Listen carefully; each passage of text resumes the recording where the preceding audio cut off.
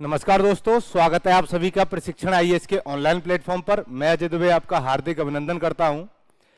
हमारी weekly current affair की आज सेकंड क्लास है और इस क्लास में 11 जनवरी से लेकर 17 जनवरी तक का जितना भी द हिंदू और इंडियन एक्सप्रेस में न्यूज कवरेज है वो सारा का सारा इसमें कवर किया जाएगा। इस क्लास को हम लोग दो पार्ट्स में बांटेंगे। पहले पार्ट्स में आपको यहाँ पर स्क्रीन पर कुछ पॉइंट्स दिखाई दे रहे होंगे कि सबसे पहले हेनले पासपोर्ट इंडेक्स क्या है, प्रवासी भारतीय एक्सप्रेस ट्रेन अभी लॉन्च की भारत सरकार ने, उसका अपना क्या महत्व है, कहाँ से कहाँ तक है, उसके क्या सिग्निफिकेंस हैं, ये सारी चीज़ों पर हम चर्चा करेंगे। राष्ट्रीय युवा दिवस और वैश्विक जलवायु शिखर सम्मेलन, तो ये 4 पॉइंट्स हम पहले पार्ट में रखेंगे। इसके अलावा जितने भी और भी पॉइंट्स होंगे उनको हम नेक्स्ट वीडियो में या नेक्स्ट क्लास में डिस्कस करेंगे। इसको क्लास 2 के नाम से ही आप जानिए कि क्लास 2 को हम 2 पार्ट्स में डिवाइड करके आप लोगों तक पहुंचा रहे हैं ताकि आपको एक एक पॉइंट को बहुत विस्तार से समझने में मदद मिल सके। इसमें कोई भी ऐसा नहीं होना चाहिए कि करंट अफेयर के कवरेज में, क्योंकि यूपीएससी में जो करंट अफेयर का पैटर्न है वो इस तरीके का है कि आप मेंस भी लिखोगे तब भी वहां आपको कहीं ना कहीं करंट सिनेरियो से संबंधित बहुत सारे प्रश्न देखने को मिलते हैं। ऐसे राइटिंग में भी आपको करंट की बहुत सारी मदद लगती है। तो इसीलिए ब्रीफली एक एक पॉइंट को हम लोग यहाँ पर डिस्कस करेंगे और 11 तारीख से लेकर के 11 जनवरी से लेकर 17 जनवरी तक के जितने भी महत्वपूर्ण बिंदु आपके, चाहे वो द हिंदू न्यूज़पेपर हो, इंडियन एक्सप्रेस न्यूज़पेपर हो, उन दोनों में जितना भी कवरेज किया गया है उनको आपको इस वीडियो के माध्यम से या इस वीकली करंट अफेयर सीरीज के माध्यम से आप तक पहुंचाया जाएगा। उम्मीद करता हूं कि बहुत बेहतरीन तरीके से आप लोग इस पैटर्न को समझ पा रहे होंगे और इस पैटर्न को इस तरीके से तैयार किया गया है कि जब मेंस में भी अगर डायरेक्ट कोई क्वेश्चन पूछ लिया जाए तो आपको मेंस की आंसर राइटिंग में भी कोई दिक्कत नहीं आएगी। ठीक है, तो शुरू करते हैं। देखिए कौन कौन से पॉइंट्स हैं जिन पर आज हम चर्चा करने वाले हैं। तो सबसे पहले आपका हेनले पासपोर्ट इंडेक्स 2025 हर साल ये लॉन्च किया जाता है, तो इस पर थोड़ा सा डिस्कशन करेंगे। प्रवासी भारतीय एक्सप्रेस ट्रेन क्या है, राष्ट्रीय युवा दिवस और वैश्विक शिखर जलवायु शिखर सम्मेलन यानी कि global climate summit, national youth day, प्रवासी भारतीय एक्सप्रेस ट्रेन और हेनले पासपोर्ट इंडेक्स। तो ये 4 पॉइंट्स हैं जिन पर हम विस्तार से एक एक करके चर्चा करेंगे। तो देखते हैं सबसे पहले हेनले पासपोर्ट इंडेक्स। देखिए हेनले पासपोर्ट इंडेक्स, अब इससे संबंधित हमारे यूपीएससी के लिए ये किस तरीके से इंपॉर्टेंट है। तो ये जो पहला पैटर्न आपके लिए रखा गया है कि रिलेवेंस फॉर यूपीएससी प्रिपरेशन के, आप यूपीएससी की तैयारी में आपके कौन कौन से पेपर में ये हमारे काम आ सकता है, किन किन बिंदुओं से संबंधित हमारे क्वेश्चन पूछे जा सकते हैं, तो यहाँ पर ये बनाया गया है। देखिए पेपर 2 में आपका इंटरनेशनल रिलेशन वाला जो पार्ट है, अंतर्राष्ट्रीय संबंधों वाला जो पार्ट है, वहां से अगर हेनले पासपोर्ट इंडेक्स से क्वेश्चन आएगा तो वो किस तरीके से बन सकता है कि वैश्विक यात्रा पहुंच में सुधार के लिए राजनयिक संबंधों और वीजा नीतियों के महत्व पर यहां से क्वेश्चन पूछा जा सकता है।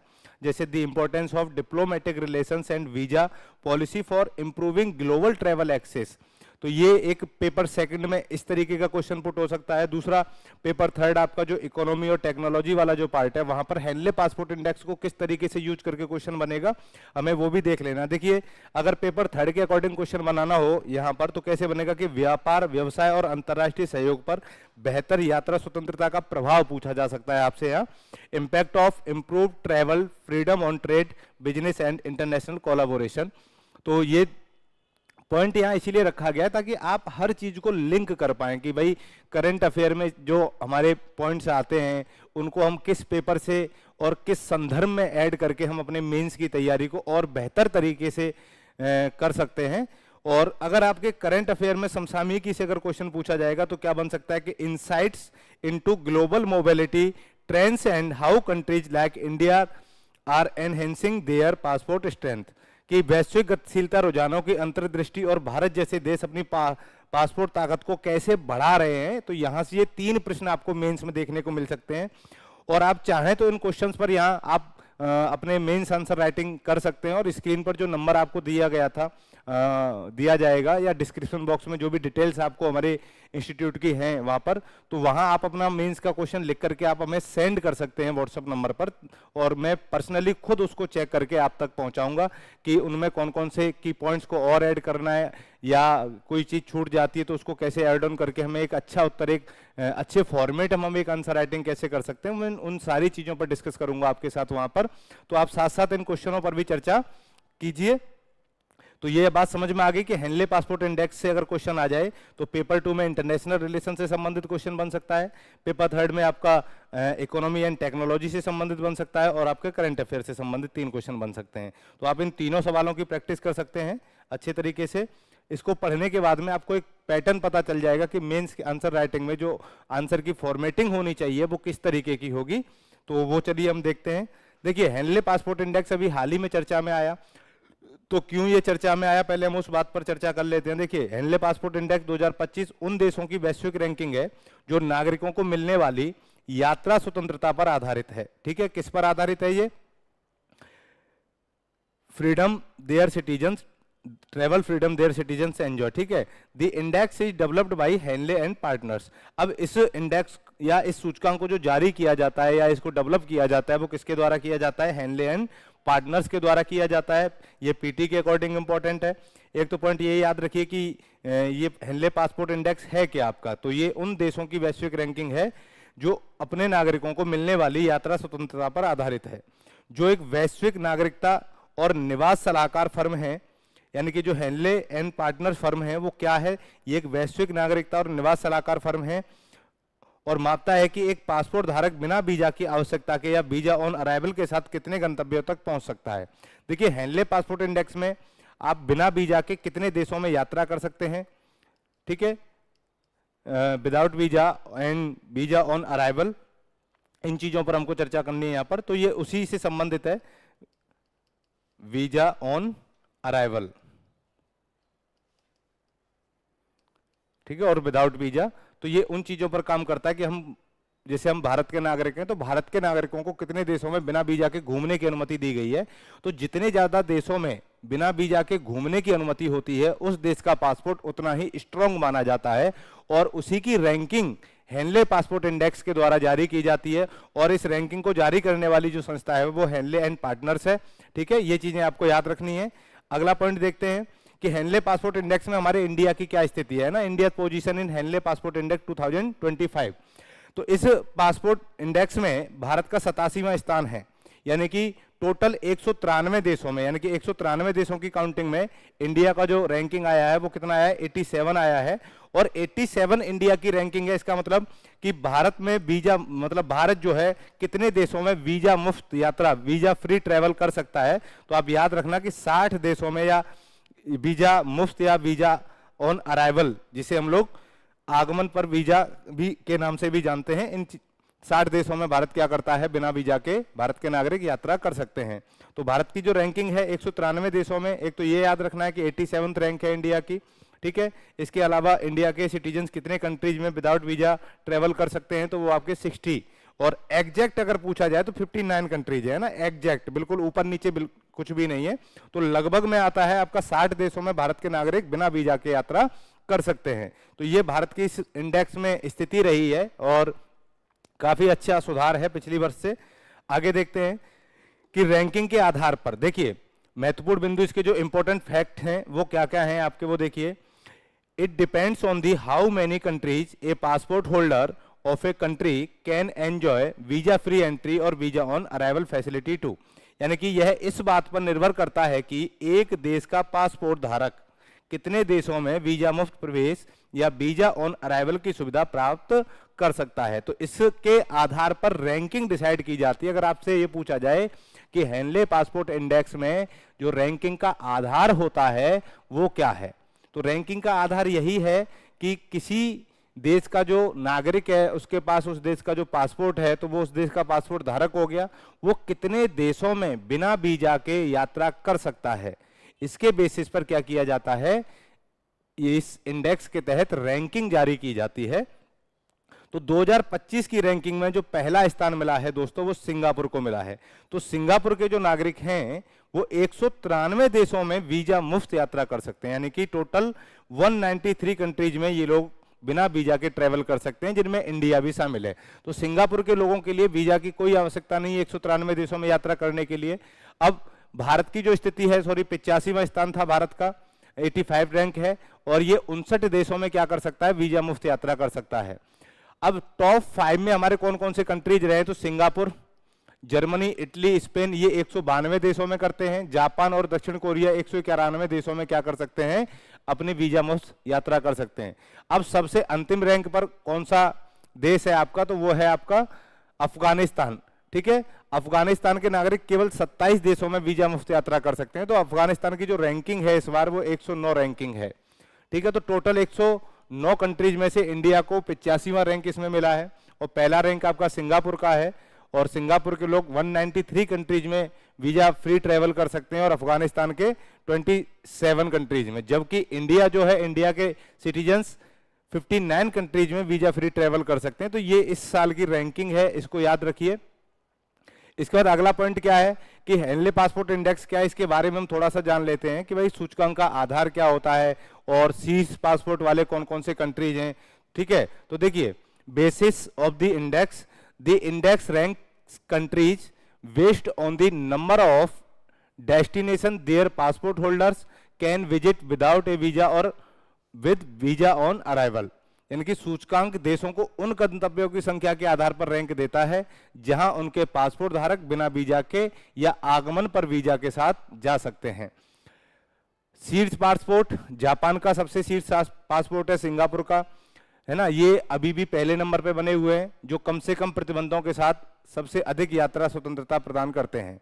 तो जिस देश का पासपोर्ट ज्यादा मजबूत होगा या जितना ज़्यादा स्ट्रांग होगा, उस वहाँ के नागरिकों को ट्रैवल फ्रीडम उतनी ही ज़्यादा मिलेगी। इन चीज़ों पर भी आपको बात करनी है। ठीक है, अब भारत की स्थिति की मुख्य विशेषताएं क्या हैं। ठीक है, की हाइलाइट्स ऑफ इंडिया पोजीशन। तो भारत की क्या स्थिति है, देखिए, भारत ने हाल के वर्षों में अपनी स्थिति में सुधार करने की दिशा में प्रगति की है, जिससे न्यूनतम या बिना वीजा प्रतिबंध वाले देशों की संख्या में वृद्धि हुई है। India has made strides in improving its position in recent year, increasing the number of countries accessible with minimal or no visa restrictions। ठीक है, ये चीजें एड ऑन हो जाएंगी। इसमें आपको डिप्लोमेटिक एफर्ट्स भी देखने हैं इंडिया के, कि भाई इंडिया ने क्या क्या राजनीतिक प्रयास किए हैं, अपने कूटनीतिक प्रयास किए हैं इंडिया के। तो बढ़े हुए राजनीतिक संबंध और द्विपक्षीय समझौते भारत की पासपोर्ट ताकत को बेहतर बनाने में योगदान करते हैं। इस चीज को मैं ऐसे भी समझ सकते हैं कि हमारे अंतर्राष्ट्रीय स्तर पर अगर किसी देश के साथ में द्विपक्षीय संबंध जितने ज्यादा मजबूत होंगे, हमारे देश के नागरिकों को वहां पर उतनी ही ज्यादा क्या मिलेगी, और सुविधाएं देखने को मिलेंगी। अगर अमेरिका के साथ में हमारे संबंध अच्छे हैं तो अमेरिका क्या करेगा, थोड़ा लिबरल हो जाएगा अपना वीजा देने में, है ना। इंग्लैंड थोड़ा लिबरल हो जाएगा। तो इसीलिए कोई भी कंट्री जो होती है वो अपने द्विपक्षीय समझौतों पर अंतर्राष्ट्रीय स्तर पर क्या करती है, विदेश नीति के तहत अच्छे तरीके से ध्यान देती है, ताकि हमें या हमारे नागरिकों को आगे चल के वहां पर स्टडी करने के लिए या जॉब करने के लिए, वहां पर रहने के लिए, बिजनेस करने के लिए दिक्कतों का सामना ना करना पड़े। तो द्विपक्षीय समझौतों को इसीलिए मजबूत बनाया जाता है, और मोदी जी ने आने के बाद में तो इनमें काफी ज्यादा सुधार किया है। हमारे एस जयशंकर जो है आपके विदेश मंत्री हैं, उन्होंने भी इसमें काफी उल्लेखनीय प्रयास किया या सराहनीय प्रयास किया है। ठीक है, अब भारत के लिए क्या क्या चुनौतियां हैं, हमें इन चीजों को भी देखना है कि भाई इंडिया के लिए कौन कौन से चैलेंजेज हैं मजबूत पासपोर्ट के लिए, स्ट्रांग पासपोर्ट के लिए। पहली चीज कि भारतीय पासपोर्ट धारकों को अभी भी कई देशों में वीजा आवश्यकताओं का सामना करना पड़ता है, जिससे यात्रा की स्वतंत्रता सीमित हो जाती है। तो अगर आपसे पूछा जाए कि भाई ट्रेवल फ्रीडम जो है वो लिमिटिंग कर दी जाती है ना, लिमिटेड कर दी जाती है, उसके पीछे के क्या कारण है, तो यही है कि बाकी अन्य जो कंट्रीज हैं आपके, वो क्या कर देती हैं, वैन लगा देती हैं, या वीजा देने की जो उनकी प्रोसेस है काफी लंबी होती है, उसमें बहुत सारे ऐसे रूल्स और रेगुलेशंस होते हैं जिनको हम लोग पूरा नहीं कर पाते हैं। तो जिससे हमारी जो ट्रेवल फ्रीडम है वो उस पर क्या लग जाती हैं, लिमिटेशंस लग जाती हैं। ठीक है, दूसरा है सुधार के अवसर क्या क्या है। तो राजनयिक संबंधों और द्विपक्षीय समझौतों में सुधार के और प्रयास भारत की वैश्विक गतिशीलता को बढ़ा सकते हैं। तो इन चीजों को अगर हमें सुधारना है तो हम क्या कर सकते हैं कि अपने कूटनीतिक संबंधों में सुधार लेकर के आए। जितने भी अंतर्राष्ट्रीय स्तर पर जो टॉप कंट्रीज हैं, डेवलप्ड कंट्रीज हैं, उनके साथ में अपने संबंधों को जितना ज्यादा मजबूत करेंगे, हमें ट्रेवल फ्रीडम उतनी ही ज्यादा अधिक सशक्त तरीके से प्रोवाइड की जाएगी। ठीक है, तो इन चीजों को भी आप अपने क्वेश्चन में एड ऑन कर सकते हैं कि भाई एक तो वीजा रिक्वायरमेंट हमारी क्या है, चैलेंज है इंडिया के लिए। दूसरा अपॉर्चुनिटी फॉर दी इम्प्रूवमेंट्स या सुधार के अवसर में आप बायलैटरल एग्रीमेंट्स की बात कर सकते हैं, ग्लोबल मोबिलिटी की बात कर सकते हैं। ठीक है, अगला पॉइंट है आपका भारतीय प्रवासी एक्सप्रेस ट्रेन।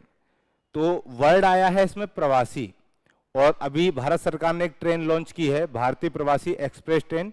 तो इस ट्रेन का अपना क्या महत्व है और यूपीएससी में इस पॉइंट से कहां कहां क्या क्या क्वेश्चंस पूछे जा सकते हैं, हम उन पर थोड़ी सी बात करेंगे। देखिए, अगर मैं पेपर थर्ड की बात करता हूं कि पेपर थर्ड में हमारा एक पॉइंट आता है कि आर्थिक विकास और बुनियादी ढांचे, यानी कि इकोनॉमिक डेवलपमेंट एंड इंफ्रास्ट्रक्चर। तो ये इंफ्रास्ट्रक्चर से संबंधित भी पॉइंट है आपका। तो यहां से किस तरीके का सवाल बन सकता है कि वैश्विक भारतीय यात्रा की सुविधा के लिए प्रवासी भारतीय एक्सप्रेस जैसे बुनियादी ढांचे और परिवहन के विकास पर चर्चा कीजिए। ठीक है, एक क्वेश्चन ये हो गया। Infrastructure and transportation developments like the प्रवासी भारतीय express for facilitating global Indian travel. तो एक तो ये हो जाएगा आपका। दूसरा पेपर 2 में सामाजिक और आर्थिक विकास, यानी कि जो हमारा सोशल और इकोनॉमिक डेवलपमेंट है वो आपका पेपर 2 से संबंधित पॉइंट है। तो यहाँ कैसा क्वेश्चन पूछा जा सकता है, जैसे अनिवासी भारतीयों को प्रदान की जाने वाली सेवाओं का महत्व और भारतीय समाज के साथ उनके एकीकरण पर चर्चा कीजिए। एक क्वेश्चन ये बन सकता है। करंट अफेयर से संबंधित जो क्वेश्चन बनेगा वो ये बन सकता है कि प्रवासी समुदायों से संबंधित परिवहन और बुनियादी ढांचा परियोजनाओं में हालिया विकास के ऊपर आप चर्चा कीजिए, या इसके ऊपर आपसे ऐसे लिखवा सकता है, निबंध की बात कर सकता है।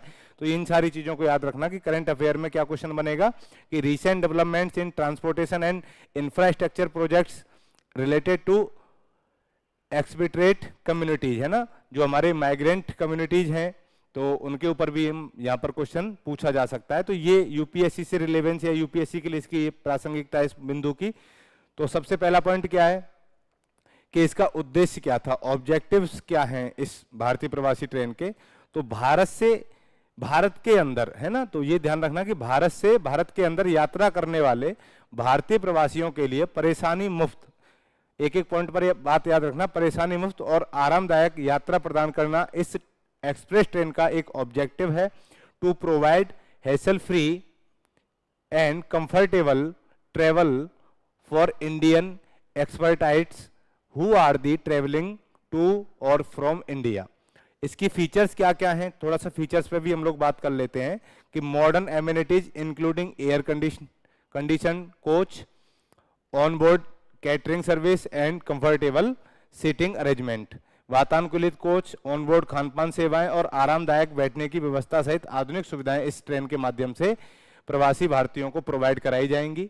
प्रवासियों के लिए विशेष प्रावधान जैसे उनकी आवश्यकताओं को पूरा करने वाली अनुकूलित सेवाएं, special provisions for expatriates such as customised service catering to their needs, है ना।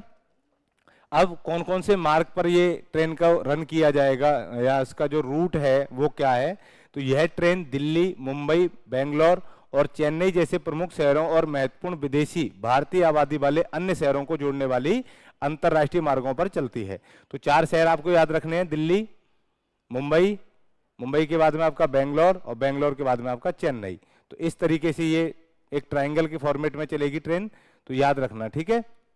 इन 4 शहरों से संबंधित है। अगला है कि प्रवासी भारतीयों के लिए ट्रेन के क्या क्या लाभ हैं। पहला, आरामदायक यात्रा, comfortable travel, convenience, economic options. तो देखिए पूरी तरीके से ये जो कोच है वो आपका एयर कंडीशन है, फुली एयर कंडीशन कोच है। दूसरा क्या है कि इसके माध्यम से आपको सामान प्रबंधन और यात्रा जानकारी जैसी आसान सुविधाओं तक आपकी पहुंच हो सकती है, या किफायती विकल्प हवाई यात्रा की तुलना में प्रवासियों को भारत वापस आने के लिए किफायती विकल्प भी प्रदान करता है, ठीक है, क्योंकि हवाई जहाज की यात्रा काफी महंगी होती है। तो इसको और कम करने के लिए सरकार ने इस तरीके के इंफ्रास्ट्रक्चर में रेलवे और इन सब का डेवलपमेंट गवर्नमेंट करती है। अगला क्वेश्चन, अगला पॉइंट क्या है आपका, इसका महत्व क्या है, इंपॉर्टेंस क्या है, इसके सिग्निफिकेंस पर भी बात कर लेते हैं। तो पहला सिग्निफिकेंस तो यही है, support for non resident Indian NRIs, अनिवासी भारतीयों के लिए सहायता, सांस्कृतिक और सामुदायिक जुगाड़। देखिए यह ट्रेन प्रवासी भारतीयों के लिए एक विशेष मंच प्रदान करती है जिससे भारत और इसके प्रवासियों के बीच अधिक कनेक्टिविटी को बढ़ावा मिलता है। The train offers a special platform for overseas Indians fostering greater connectivity between India and its expatriates. एक चीज याद रखना कि जिन लोगों को एनआरआई, ठीक है, ओवरसीज इंडियंस, ओसीआई, इन चीजों के बारे में नहीं पता है, तो आपके पॉलिटी में सिटीजनशिप वाला एक टॉपिक आता है, तो वहां पर जाकर के इनके बारे में थोड़ा सा जानकारी आप वहां से इकट्ठा कर सकते हैं कि एनआरआई क्या होते हैं, इनको इंडिया में क्या क्या राइट्स हैं, क्या ये वोट दे सकते हैं कि नहीं दे सकते, ठीक है। सांस्कृतिक और सामुदायिक जुड़ाव का मतलब क्या है कि कल्चरल एंड कम्युनिटी एंगेजमेंट, यात्रा के माध्यम से प्रवासियों और भारतीय समुदायों के बीच बातचीत और जुड़ाव को सुविधाजनक बनाता है। तो ये कुछ पॉइंट्स हैं जो हम मेंस में यूज कर सकते हैं अपने। तीसरा पॉइंट है आपका कि राष्ट्रीय युवा दिवस, नेशनल यूथ डे। देखिए हर साल पूछा भी जाता है, कई सारे वनडे एग्जाम में तो पूछा ही जाता है कि राष्ट्रीय युवा दिवस किस तिथि को मनाया जाता है, लेकिन यहाँ हम यूपीएससी के संदर्भ में बात कर रहे हैं। तो यूपीएससी के संदर्भ में जब बात करेंगे तो क्या क्या क्वेश्चंस इसके बनेंगे वो मैं आपको बता दूंगा। देखिए भारत में कितने तारीख को, 12 जनवरी को हर साल भारतीय युवा या राष्ट्रीय युवा दिवस, नेशनल यूथ डे सेलिब्रेट किया जाता है। और ये सेलिब्रेशन स्वामी विवेकानंद को समर्पित है, who is regarded as a spiritual leader. तो ये भारत के एक आध्यात्मिक नेता और भारतीय युवाओं पर महत्वपूर्ण प्रभाव डालने वाले माने जाते हैं। इस दिन का उद्देश्य राष्ट्र के भविष्य को आकार देने और उनके विकास को बढ़ावा देने में युवाओं के योगदान को पहचानना है। ठीक है। The day aims to recognize the contribution of youth in shaping the future of the nation and fostering their development. ठीक है। तो स्वामी विवेकानंद जो है, इनके बारे में थोड़ा सा आपको मालूम होना चाहिए कि स्वामी विवेकानंद कौन थे, इनका भारतीय संस्कृति में क्या योगदान है। तो ये एक आधुनिक धार्मिक सुधार नेता हैं। मॉडर्न इंडिया में एक टॉपिक आता है आपका समाज सुधार आंदोलन, तो वहां पर आधुनिक समाज सुधार आंदोलनकारी रहे हैं ये, और इन्होंने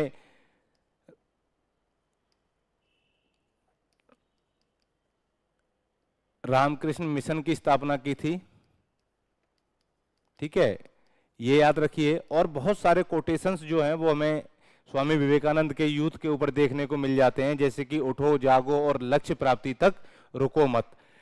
तो ये सब स्वामी विवेकानंद से संबंधित हैं। ये इंडिया से शिकागो में विश्व हिंदू या ये कहें कि भाई धर्म संसद में भाग लेने के लिए गए थे, जहां इन्होंने लगातार 72 घंटे तक भाषण दिया था और इनको सबसे अंत में मौका मिला था। और कंटिन्यूस 72 आवर्स तक बोलने वाले ऐसे नेता थे जिन्होंने इंटरनेशनल प्लेटफॉर्म पर या अंतर्राष्ट्रीय मंच पर भारत को एक विशिष्ट पहचान दिलाई थी। ठीक है। तो इनका भारतीय समाज सुधार में या भारतीय सामाजिक धार्मिक सुधार में काफी ज्यादा योगदान माना जाता है।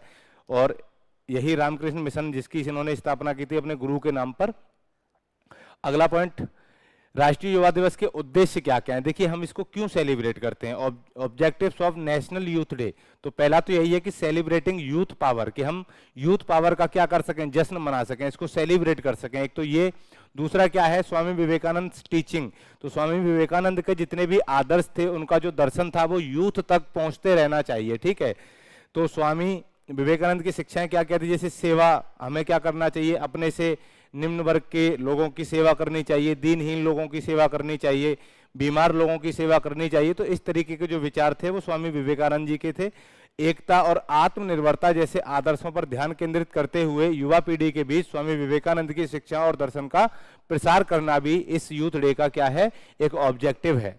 तो to spread the teaching and philosophy of Swami Vivekananda among the younger generation, focusing on ideal like service, unity and self reliance. ठीक है।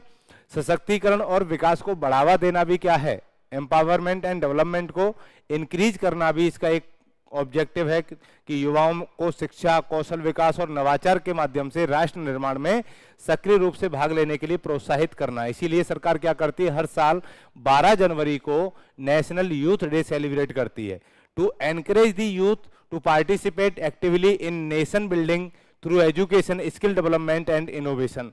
तो ये 2-3 पॉइंट्स आप याद रखिए कि इसको मनाने के पीछे के उद्देश्य क्या है। पहला है युवा शक्ति का जश्न मनाना या सेलिब्रेटिंग यूथ पावर। दूसरा स्वामी विवेकानंद की शिक्षाओं का प्रचार प्रसार करना, जिससे यूथ भारत के विकास में, इसके नवाचार में अपना योगदान दे सके। ठीक है, इसकी टीचिंग की बात हो गई। तीसरा सशक्तिकरण और विकास, एम्पावरमेंट एंड डेवलपमेंट। तो इन 3 ऑब्जेक्ट्स को प्राप्त करने के लिए सरकार हर साल 12 जनवरी को क्या सेलिब्रेट करती है, नेशनल यूथ डे सेलिब्रेट करती है। तो इस साल क्या क्या गतिविधियां, क्या कौन सी एक्टिविटी नेशनल यूथ डे पर हुई।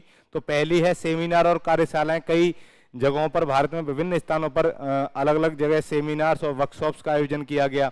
खेल और सांस्कृतिक कार्यक्रम किए गए। जितने भी स्पोर्ट्स एंड कल्चरल इवेंट्स होते हैं अलग अलग राज्यों में, अलग अलग प्लेसेज पर, अलग अलग सिटीज में क्या हुआ, इनको भी कार्यक्रम को भी संचालित किया गया। स्वास्थ्य जागरूकता अभियान चलाए गए, हेल्थ अवेयरनेस कैंपेन चलाए गए। ठीक है, तो ये 2-3 चीजें याद रखना कि ये एक्टिविटी थी। अगला, स्वामी विवेकानंद का दर्शन क्या है, यानी कि फिलॉसफी क्या रही स्वामी विवेकानंद की। तो उनकी फिलॉसफी क्या है, देखिए स्वामी विवेकानंद ने सामाजिक प्रगति हासिल करने के लिए युवाओं के बीच आत्मनिर्भरता, राष्ट्रीय गौरव और एकता के महत्व पर जोर दिया। उनका मानना था कि युवाओं में अपने कार्यों और विचारों के माध्यम से समाज को बदलने की शक्ति होती है। ठीक है, तो Swami Vivekananda emphasized the importance of self-reliance, nation pride and unity among youth to achieve social progress. He believed that the youth have the power of transform society through their actions and ideas. यानी कि youth जो होता है वो अपने विचारों और अपने कार्यों के माध्यम से समाज को बदलने की शक्ति रखता है। तो ये इनका एक दर्शन था और इसी दर्शन को भारतीय संस्कृति में समाहित करते हुए युवाओं को प्रेरणा स्रोत या प्रेरणा देने के लिए स्वामी विवेकानंद स्टार्टिंग से ही, प्रारंभ से ही युवाओं के प्रेरणा स्रोत रहे हैं। और इन्हीं की याद में हम लोग क्या करते हैं, राष्ट्रीय युवा दिवस का जश्न मनाते हैं, जिसमें सरकार भी बढ़ चढ़ करके हिस्सा लेती है। आज का हमारे लास्ट पॉइंट है अब वैश्विक जलवायु शिखर सम्मेलन, यानी कि ग्लोबल क्लाइमेट समिट। तो ग्लोबल क्लाइमेट समिट क्यों चर्चा में रही, इसके क्या क्या इंपॉर्टेंस हैं, ठीक है, और कितने स्तरों पर हमारी इस तरीके की क्लाइमेट से संबंधित जो समिट होती हैं, जो सम्मेलन होते हैं, वो आयोजित किए जाते हैं ना, इन पर बात करते हैं। देखिए, वैश्विक शिखर जलवायु सम्मेलन जो है वो जलवायु परिवर्तन को संबोधित करने, टिकाऊ प्रथाओं को बढ़ावा देने और पर्यावरणीय चुनौतियों से निपटने के लिए वैश्विक सहयोग को बढ़ावा देने पर केंद्रित अंतर्राष्ट्रीय सम्मेलनों और बैठकों को संदर्भित करता है।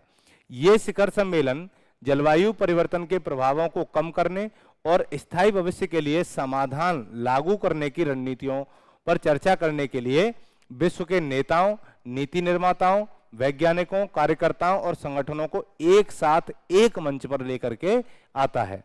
तो global climate summit refers to international conference and meetings focused on addressing climate change, promoting sustainable practices and fostering global cooperation to combat environmental challenges. These summits bring together world leaders, policy makers, scientists, activists and organizations to discuss strategies for mitigating the impacts of climate change and implementing solution for the sustainable future. तो इन चीजों के लिए एक international platform provide कराता है क्या आपका global climate summit, जहां पूरे विश्व भर के अंतर्राष्ट्रीय स्तर के नेताओं को, जितने भी साइंटिस्ट हैं, जितने भी कार्यकर्ता हैं पर्यावरण से संबंधित, वो सब के सब क्या करते हैं, एक मंच पर मिलते हैं और भविष्य में जितनी भी पर्यावरण से संबंधित चुनौतियों से हमें निपटना है उन पर विस्तार से चर्चा की जाती है और कुछ गोल्स फिक्स किए जाते हैं जिनको एक टारगेट ईयर में हमें क्या करना होता है, अचीव करना होता है। तो इसके लिए एक वैश्विक मंच प्रदान कराने का कार्य कौन करेगा, आपका वैश्विक जलवायु शिखर सम्मेलन जैसे और भी सम्मेलन हैं, जैसे कोप का आयोजन किया जाता है, ठीक है। और आप एनवायरनमेंट में पढ़ेंगे कि पृथ्वी शिखर सम्मेलन हुआ था, क्योटो प्रोटोकॉल हुआ, मॉन्ट्रियल प्रोटोकॉल हुआ। तो इस तरीके के जो सम्मेलन होते हैं वो पर्यावरणीय चुनौतियों से निपटने के लिए कार्य करते हैं और देशों की स्थिति को समझते हुए उनको इकोनॉमिकली हेल्प भी प्रोवाइड डेवलप्ड कंट्री के माध्यम से प्रोवाइड की जाती है, ताकि वो क्या कर सके कि अपने गोल्स को सही समय पर एक टारगेट ईयर में क्या कर सकते हैं, अचीव कर सकते हैं। अभी हाल ही में भारत ने COP29 में एक स्टेटमेंट भी दिया था कि जितनी भी डेवलपिंग कंट्रीज हैं उनको जो फंड मिलता है डेवलप्ड कंट्रीज के माध्यम से, वो कंट्रीज उस फंड को इन्वेस्टमेंट के रूप में ना देखें बल्कि वो इकोनॉमिक हेल्प के रूप में देखें, ठीक है। अब तक क्या होता है कि जितने भी विकसित देश हैं, जैसे अमेरिका हुआ, इंग्लैंड हुआ, फ्रांस हुआ, जर्मनी, जापान, ये जो विकासशील देश होते हैं इनको निवेश या इनको पैसा प्रोवाइड कराते हैं और उस पैसे को ये लोग हेल्प के रूप में न देख करके इन्वेस्टमेंट के रूप में देख रहे हैं। तो भारत ने ऐसा स्टेटमेंट दिया ऐसे मंच पर जाकर के कि अगर आप डेवलप्ड हैं तो डेवलपिंग कंट्रीज को उस प्लेटफॉर्म तक, उस कंडीशन तक लाने के लिए आप इसको अगर इन्वेस्टमेंट के रूप में देखेंगे तो आप रिटर्न भी कुछ चाहेंगे, ठीक है। हेल्प का मतलब होता है कि हमें रिटर्न कुछ नहीं चाहिए, आप अपनी कंडीशंस को सुधारते हुए आगे बढ़िए। तो इस तरीके के स्टेटमेंट भारत भी इंटरनेशनल मंच पर देता रहता है। ऐसा इंडिया इसलिए कर पाया क्योंकि इंडिया को एक प्लेटफॉर्म मिला पूरे विश्व के सामने बात करने का। और इस पर काफी लोगों ने भारत की सराहना भी की कि हाँ इस तरीके का होना चाहिए। और सराहना भी कैसी कंट्रीज करेंगे, जिनको फंड मिल रहा होगा, ना कि वो जो फंड दे रहे होंगे। ठीक है, तो इन चीजों पर भी पॉइंट्स आप यहाँ ऐड कर सकते हैं। अब इसके बारे में देख लेते हैं कि भाई इसके क्या क्या ऑब्जेक्टिव्स हैं, क्या क्या इसके उद्देश्य हैं कि वैश्विक जलवायु शिखर सम्मेलन के। पहला तो ये है कि भाई जलवायु कार्रवाई और स्थिरता, यानी कि क्लाइमेट एक्शन एंड सस्टेनेबिलिटी। तो सबसे पहले हमें क्या करना पड़ता है, सस्टेनेबल होना है किसमें, क्लाइमेट चेंज को लेकर के। To discuss and develop actionable plans to reduce green house gas emissions and combat climate change, यानी कि ग्रीन हाउस गैस उत्सर्जन को कम करने और जलवायु परिवर्तन से निपटने के लिए कार्रवाई योग्य योजना पर चर्चा और विकसित करना इसका एक ऑब्जेक्टिव है। दूसरा है सहयोग और नीति निर्माण, कोलाबोरेशन एंड पॉलिसी फॉर्मेशन। तो सतत विकास, नवीकरणीय ऊर्जा, जलवायु लचीलेपन को बढ़ावा देने वाली नीतियों को लागू करना और बनाना क्या है, इसका एक ऑब्जेक्टिव है। To create and implement policies that promote sustainable developments, renewable energy and climate reliances. ठीक है, वैश्विक सहयोग को बढ़ावा देना भी इसका एक उद्देश्य, एक ऑब्जेक्टिव है। तो पर्यावरणीय चुनौतियों से सामूहिक रूप से निपटने के लिए ज्ञान, प्रौद्योगिकी और संसाधनों को साझा करने के लिए देशों को ये एक साथ लेकर के आता है। तो ये भी इसका एक उद्देश्य माना जाएगा। ठीक है, to bring countries together to share knowledge, technology and resources to tackle environmental challenges collectively. ठीक है, तो ये तीन ऑब्जेक्टिव्स हो गए। अब इसके प्रमुख विषय क्या क्या है, वैश्विक जलवायु शिखर सम्मेलन के प्रमुख विषय, की themes of global climate summit. पहला है कि ग्रीन हाउस गैस उत्सर्जन में कमी, तो शुद्ध शून्य उत्सर्जन हासिल करने और नवीकरणीय ऊर्जा को बढ़ावा देने की रणनीतियों पर चर्चा करना इसका एक क्या है, प्रमुख विषय। Discussion on strategies for achievement net zero emissions and promote renewable energy. दूसरा क्या है कि जलवायु लचीलापन और अनुकूलन, क्लाइमेट रेसिलियंस एंड एडेप्टेशन, जलवायु परिवर्तन के प्रभावों जैसे समुद्र के बढ़ते जल स्तर, चरम मौसम की घटनाओं और पर्यावरणीय गिरावट से निपटने के लिए अनुकूल उपायों का निर्माण करना इसका एक विषय है।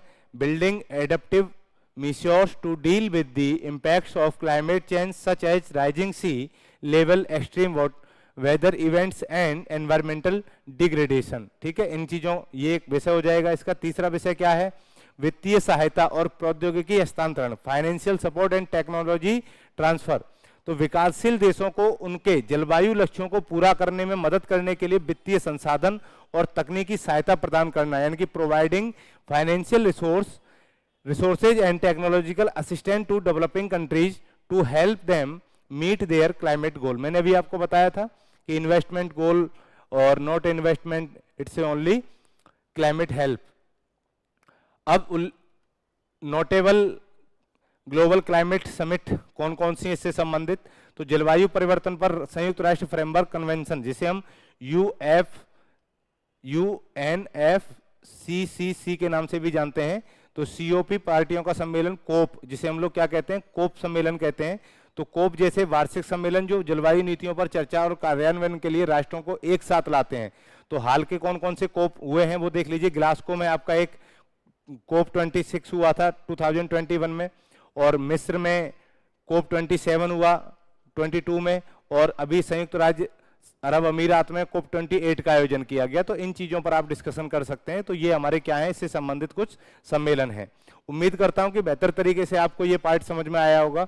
इसका इसी डेट का 11 से लेकर के 17 जनवरी का सेकंड पार्ट आपको अगले वीडियो में देखने के लिए मिलेगा। तो आप कंटिन्यूस रूप से इस सीरीज को अगर देखेंगे तो मेंस में और प्री में आपको कहीं ना कहीं काफी मदद देखने को मिलेगी। और आप जब लास्ट में एग्जाम देने जाएंगे तो करंट से संबंधित जो भी प्रॉब्लम्स आपकी रहेंगी वो सारी की सारी प्रॉब्लम्स एक साथ सॉल्व हो जाएंगी। आप परेशान नहीं होंगे एग्जाम के टाइम पे कि करंट का कंटेंट हम कहां से उठाएं, क्योंकि ऑलरेडी आपके लिए द हिंदू न्यूज़पेपर और इंडियन एक्सप्रेस न्यूज़पेपर इन दोनों का ब्रीफली एनालिसिस करके आपके सामने यहाँ क्लासेज के माध्यम से प्रोवाइड किया जा रहा है। तो उम्मीद करूंगा कि आप बेहतर तरीके से समझ रहे होंगे। और अगर आपको क्लासेज अच्छी लगती हैं तो चैनल को शेयर कीजिए, सब्सक्राइब कीजिए, जिससे हमें भी मोटिवेशन मिले, और जो आपके ग्रुप्स में बच्चे हैं उनको भी शेयर कीजिए ताकि वो भी परीक्षा में एक बेहतर प्रदर्शन कर सकें। तब तक के लिए आप मस्त रहिए, व्यस्त रहिए। थैंक यू, धन्यवाद।